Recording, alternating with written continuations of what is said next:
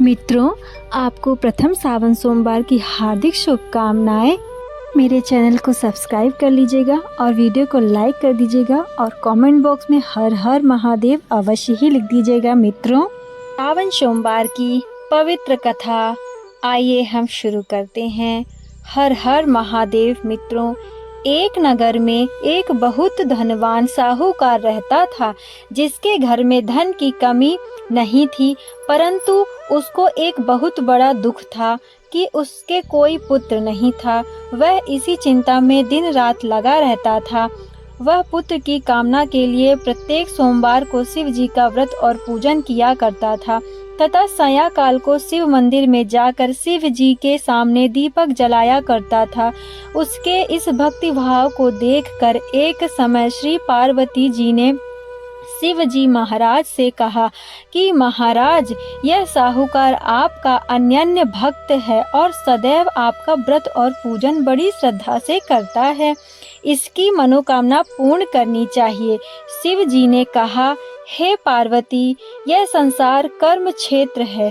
जैसे कि किसान खेत में जैसा बीज बोता है वैसा ही फल काटता है, उसी तरह इस संसार में जैसा कर्म करते हैं वैसा ही फल भोगते हैं।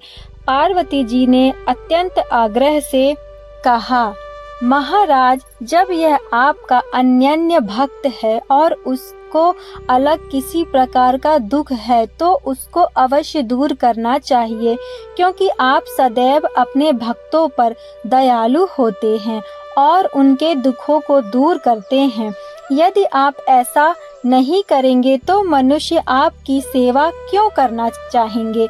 पार्वती जी का ऐसा आग्रह देख शिव जी महाराज कहने लगे, हे पार्वती, इसके कोई पुत्र नहीं है। इसी चिंता में यह अति दुखी रहता है। इसके भाग्य में पुत्र न होने पर भी मैं इसको पुत्र की प्राप्ति का वर देता हूँ, परंतु यह पुत्र केवल 12 वर्ष तक ही जीवित रहेगा। इसके पश्चात वह मृत्यु को प्राप्त हो जाएगा। इसके अधिक मैं और कुछ इसके लिए नहीं कर सकता।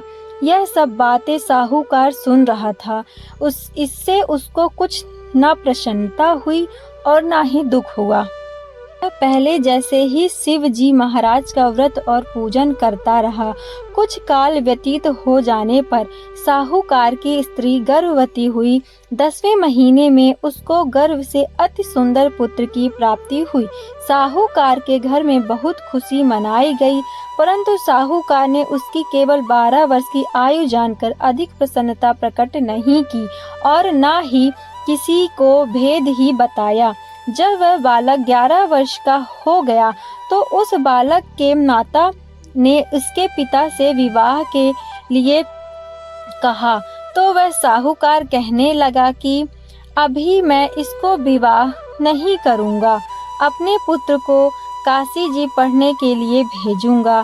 फिर साहूकार ने अपने साले अर्थात बालक के मामा को बुलाकर उसको बहुत सारा धन देकर कहा, तुम इस बालक को काशी जी पढ़ने के लिए ले जाओ और रास्ते में जिस स्थान पर भी जाओ यज्ञ तथा ब्राह्मणों को भोजन कराते जाओ। वह दोनों मामा भांजे यज्ञ करते और ब्राह्मण को भोजन कराते जा रहे थे। रास्ते में उनको एक शहर पड़ा। उस शहर में राजा की कन्या का विवाह था और दूसरे राजा का लड़का जो विवाह कराने के लिए बारात लेकर आया था वह एक आंख से काना था। उसके पिता का इस बात की बड़ी चिंता थी कि कहीं वर को देख कन्या के माता पिता विवाह के लिए किसी प्रकार की अड़चन पैदा ना कर दें।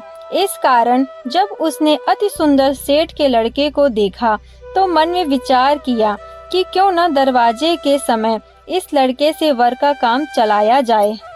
ऐसा विचार कर वर के पिता ने उस लड़के और मामा से बात की तो वे राजी हो गए। फिर उस लड़के को वर के कपड़े पहना तथा घोड़ी पर चढ़ा दरवाजे पर ले गए और सब कार्य प्रसन्नता से पूर्ण हो गया। फिर वर के पिता ने सोचा कि यदि विवाह कार्य भी इसी लड़के से साथ करा लिया जाए तो क्या बुराई है।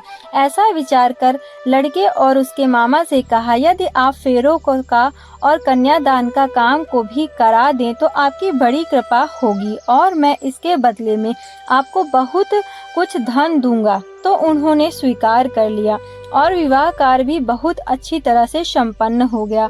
परंतु जिस समय लड़का जाने लगा तो उसने राजकुमारी की चुनरी के पल्ले पर लिख दिया कि तेरा विवाह तो मेरे साथ हुआ है, परंतु जिस राजकुमार के साथ तुमको भेजेंगे वह एक आंख से काना है और मैं काशी जी पढ़ने जा रहा हूँ। लड़के के जाने के पश्चात उस राजकुमारी ने जब अपनी चुनरी पर ऐसा लिखा हुआ पाया तो उसने राजकुमार के साथ जाने से मना कर दिया और कहा कि यह मेरा पति नहीं है, मेरा विवाह जिसके साथ नहीं हुआ है वह तो काशी जी पढ़ने गया है। राजकुमारी के माता पिता ने अपनी कन्या को विदा नहीं किया और बारात वापस चली गई। उधर सेठ का लड़का और उसके मामा काशी जी पढ़ने पहुंच गए। वहां जाकर उन्होंने यज्ञ करना और लड़के के पढ़ना शुरू किया।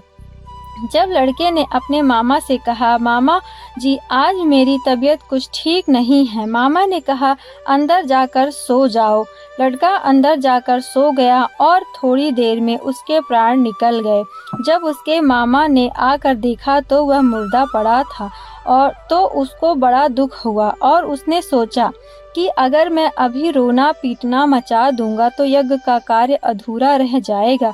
अतः उसने जल्दी से यज्ञ का कार्य समाप्त कर ब्राह्मणों को भोजन के जाने के बाद रोना पीटना प्रारंभ कर दिया। संयोगवश उसी समय शिव जी पार्वती जी उधर से जा रहे थे। तब उन्होंने जोर जोर से रोने की आवाज़ सुनी तो पार्वती जी कहने लगी, महाराज कोई दुखिया रो रहा है, इसके कष्ट को दूर कीजिए। जब शिव पार्वती के पास जाकर देखा वहाँ एक लड़का मुर्दा पड़ा था। पार्वती जी कहने लगी, महाराज यह तो वही सेठ का लड़का है जो आपके वरदान से हुआ है। शिव जी कहने लगे, हे पार्वती इसकी आयु इतनी ही थी, यह भोग चुका। तब पार्वती जी ने कहा, हे महाराज इस बालक को और आयु नहीं दोगे तो इसके माता पिता तड़प तड़प कर मर जाएंगे। पार्वती जी के बार बार आग्रह करने पर शिव जी ने उसको जीवन वरदान दिया और शिव जी महाराज की कृपा से लड़का जीवित हो गया। शिव जी और पार्वती कैलाश पर्वत को चले गए। तब वह लड़का और मामा उसी प्रकार यज्ञ करते तथा ब्राह्मणों को भोजन कराते अपने घर की ओर चल पड़े। रास्ते में उसी शहर में आए जहां उसका विवाह हुआ था। वहां पर आकर उन्होंने यज्ञ आरंभ कर दिया तो उस लड़के के ससुर ने उसको पहचान लिया और अपने महल में ले जाकर उसकी बड़ी खातिर की, साथ ही बहुत से दास दासियों सहित आदर पूर्वक लड़की और जमाई को विदा किया। जब वह अपने शहर के निकट आए तो मामा ने कहा कि मैं पहले तुम्हारे घर जाकर खबर कर आता हूँ। जब उस लड़के का मामा घर पहुंचा तो लड़के के माता पिता घर की छत पर बैठे थे और वह प्रण कर रखा था कि यदि हमारा पुत्र कुशल लौट आया तो हम राजी खुशी नीचे आ जाएंगे, नहीं तो छत से गिरकर अपने प्राण खो देंगे। इतने में उस लड़के के मामा ने आकर यह समाचार दिया कि आपका पुत्र आ गया है, तो उनको विश्वास नहीं हुआ। तब उसके मामा ने शपथ पूर्वक कहा कि आपका पुत्र अपनी स्त्री के साथ बहुत सारा धन साथ लेकर आया है। तो सेठ ने आनंद के साथ उसका स्वागत किया और वे बड़ी प्रसन्नता पूर्वक रहने लगे। इस प्रकार जो कोई भी सोमवार के व्रत को धारण करता है अथवा इस कथा को पढ़ता है या सुनता है उसकी समस्त मनोकामनाएं पूर्ण होती हैं।